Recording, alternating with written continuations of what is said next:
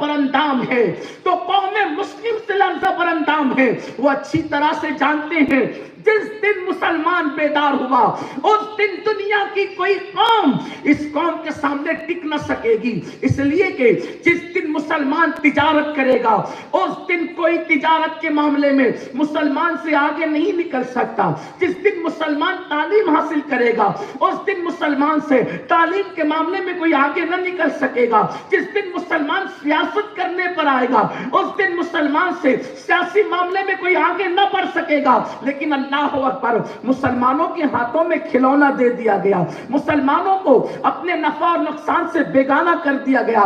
جو قوم اپنے ننھے ننھے بچوں کے مستقبل کا کوئی پلان نہ بنا سکے وہ قوم اپنی قوم کے حوالے سے کیا منصوبہ بنائے گی؟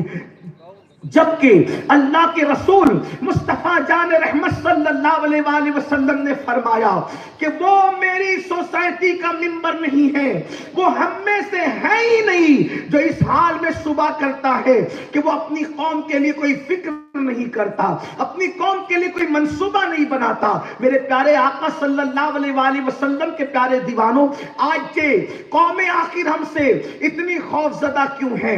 اقوام عالم ہم سے اس قدر خوف زدہ کیوں ہے؟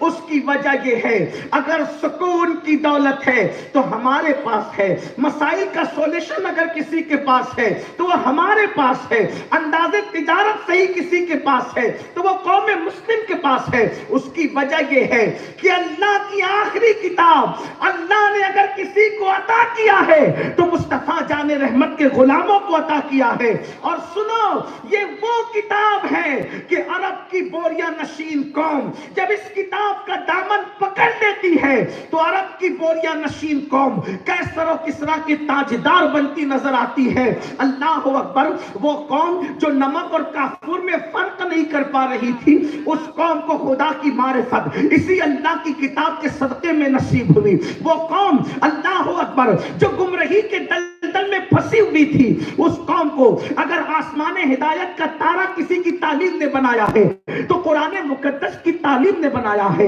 ہاں وہ قوم اللہ اکبر جو بکریاں چرا کر کے اپنا پیٹ پالا کرتی تھی اس نے تین بر اعظموں پر اگر بلا شرکت غیر حکومت کی ہے تو اسی قرآن کے صدقے میں کی ہے۔ مگر افسوس، وہ قرآن جس نے عرب کے صحرا نشینوں کو کیسر و کسرا کا تاجدار بنایا، وہ قرآن جس نے گمراہوں کو آسمان ہدایت کا تارا بنایا، وہ قرآن جس نے اللہ اکبر نمک اور کافور میں فرق نہ کرنے والوں کو خدا کی معرفت اور اللہ کی پہچان عطا کی۔ اللہ اکبر، خود نہ تھے جو راہ پر اوروں کے ہادی بن گئے، کیا نظر تھی جس نے مردوں کو مسیحا کر دیا۔ صاحب قرآن کی تربیت نے قرآن مقدس کے حوالے سے جب ان کی زندگیوں کو قرآن کے سانچے میں ڈھال دیا تو اللہ اکبر جو ان کو دیکھتا اسلام کے قریب آنے پر مجبور ہو جاتا۔ لیکن کتنے افسوس کی بات ہے آج امت مسلمہ اس لیے زوال پذیر ہو رہی ہے کہ قرآن مقدس سے اپنا رشتہ کمزور ہو چکا ہے۔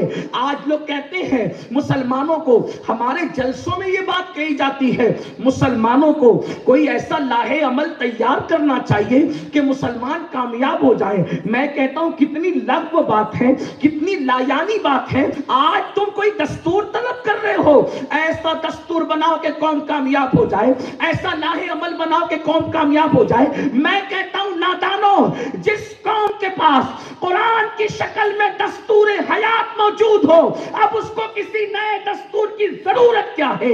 اللہ اکبر، جس کے پاس قرآن کی شکل میں لاہے عمل موجود ہو اسے کسی نئے لاہے عمل کی ضرورت کیا ہے؟ لوگ رونا روتے ہیں ہمارے پاس دستور نہیں، ہمارے پاس لاہے عمل نہیں۔ واللہ قرآن مقدس سے بڑا دستور حیات کیا ہو سکتا ہے؟ اللہ اکبر، پورا قرآن اٹھا کر کے دیکھیں، کسی مذہب کی کتاب نے اتنے عناوین کو کور نہیں کیا ہے جتنا اللہ کی کتاب قرآن مقدس کور کرتی نظر آتی ہے۔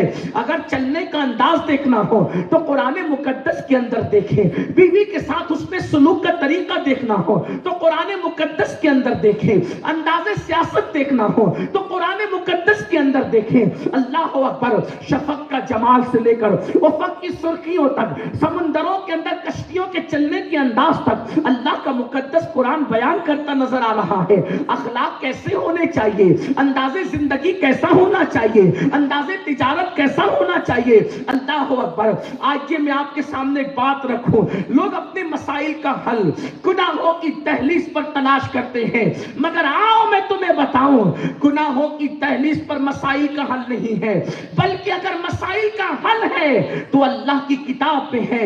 اقبال جیسے مفکر نے اپنے دوست کو خط لکھتے وقت ایک جملہ کہا تھا، وہ جملہ کیا تھا؟ اے مسلمان، تو نے قرآن سے مرنا تو سیکھا ہے، کاش کہ تو قرآن سے انداز زندگی سیکھ لیتا، کاش کہ تو قرآن سے جینا سیکھ لیتا۔ اللہ اکبر، جب میں اس جملے پر پہنچا تو مجھے خیال آیا صحیح تو بات ہے، اگر کوئی مرنے والا ہو تو لوگ اس کے سامنے اس کے سرانے قرآن لے کر کے بیٹھتے ہیں۔ مجھے بتاؤ سورہ یاسین کی تلاوت کب کی جاتی ہے؟ کسی مرنے والے کے سرانے کی جاتی ہے۔ علماء موجود ہیں، میں آپ کی بھی توجہ چاہتا ہوں، مجھے بتاؤ موت کی سختی کتنی ہے؟ پہلے آپ مجھے یہ بتاؤ زندگی کی سختیاں زیادہ ہے یا موت کی سختی زیادہ ہے؟ تو علماء آپ کو بتائیں گے